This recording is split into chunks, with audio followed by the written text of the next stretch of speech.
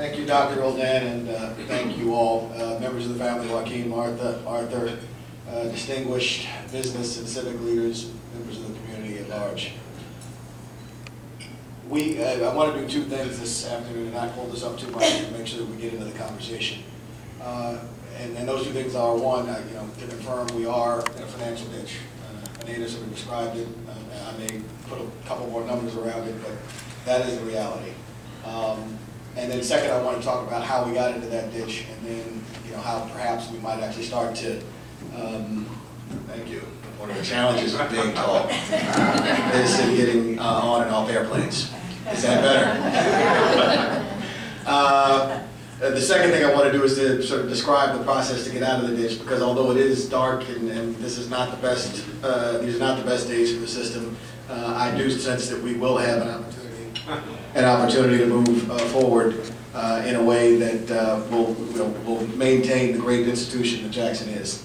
So first, with respect to the ditch that we're in, Anita mentioned that we were looking at losses in the hundreds of millions of dollars. Those are very real, and if we aren't able to do something very soon, the cash situation at the hospital will become, we will not be able to operate the system as we move forward. And it is just that drastic. And we are in this ditch because we have a system that's broken. The expectations on the system in terms of community care, if you add up all of the things that we do just on a pure cost basis, you end up with something in the neighborhood of $700 to $800 million a year. All the sort of different sources that Dr. Roldan spoke about that we collect money from add up to somewhere in the neighborhood of $400 to $500 million, and that's going to be about that for the next couple of years. So immediately you have a $200+ million shortfall before we do anything to try to address it. And every year we've had that for the last 10 years. All these things are not new. The system has been in this situation for a long time. We've got to fix this. How do we get out of this ditch? I think we've got to do 5 things. In the very short term, we've got to restructure.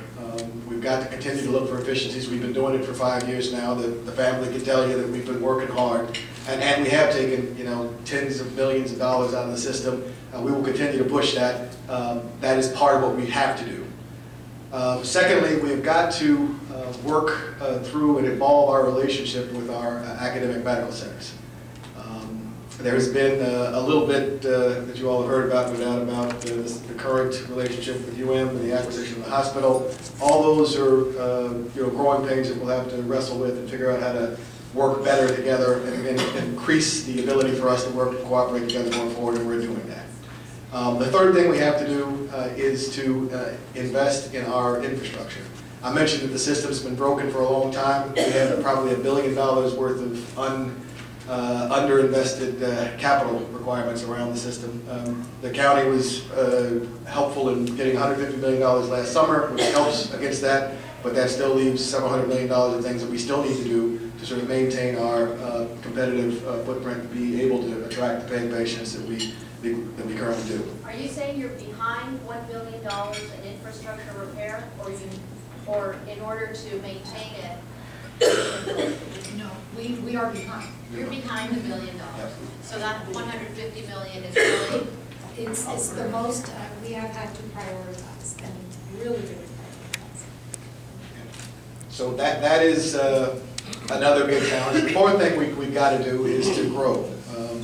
And so amidst all of the sort of challenges and the cost side that we're doing, we still need to figure out how to attract paying patients, international patients, and so that is part of the plan as well. And then lastly, even if you do all 4 of those things, you will not, and certainly not overnight, it will take 3 to 5 years before you actually start to generate enough contribution to the system to be able to offset that $200+ million gap that I talked to you about. And so we have got to figure out a way, in the very near term, to balance that public funding gap. And there are only a couple options that we've sort of been exploring and talking as a board and as an institution for a long time about how to try to do that. But there are only a couple ways to try to do that, one of which would be a special taxing district that you might have heard about, that would meet the need in terms of the volume of monies that we need in the near term. And so those are the 5 things that collectively need to happen for us to maintain the system as it is now. The other options on the table, where can we get money from? You can go to the county. The county doesn't have any money now to give us. You can go to the state doesn't have any money to give us. You know the state of healthcare reform right now where it is, so not sure that that's going to happen, and certainly not in the time frame that we need. And so really the sort of options that are available, not a lot. The other alternative is to drastically shrink the scope of the system. And so things similar to the dialysis discussion that we had as a community not too long ago will increasingly happen because the money just isn't there. But I do hold great optimism that if we can actually make good progress against these 5 things, and other systems have been able to do it. Denver Health was one example. They were exactly where we are now in the early 90s, and they're not there anymore. And so that's one sort of fiscal example. I differentiate us from places like Grady and Cook County because we have a very different sort of operating model, but I do think that model can make it if we can put these 5 things together. That's all I wanted to say. No, you gotta say more than that. The special taxing district, I mean, it's one of the proposals. What are some of the other options you're looking at? In terms of filling the public gap, I mean, we looked at 30 different mechanisms to try to do that. Amongst them, another half penny, which this group and others were instrumental in helping us to get. But that's really, if you look at the amount of money and the requirements that would entail, it's not a big enough pot of money to get us out of the ditch that we're in, and it would entail having to convince the legislature to go along with that in Tallahassee. And all of our advisors tell me that that is not a likely, not likely to happen. In fact, we've tried to get the cap on the current half penny lifted, which was imposed by the state legislature when it was first passed, and that failed miserably as well. And so we are pretty confident that all the other options that leave Tallahassee and the legislature moving on are pretty well thought of as well. It's kind of funny, but they'll allow, but they're going to entertain the idea of gambling and not lifting that cap. That's a whole nother discussion. So really, it is winnowed down. I mean, and I gotta disclose, I was up at Harvard when all those Reagan economists were up there, so I was paying attention half of the time. And so a taxing mechanism is not something I would jump to immediately as something I'd want to do. Thinking conservatively, but looking at this issue the way I have, I've been involved with this health trust now for almost 10 years.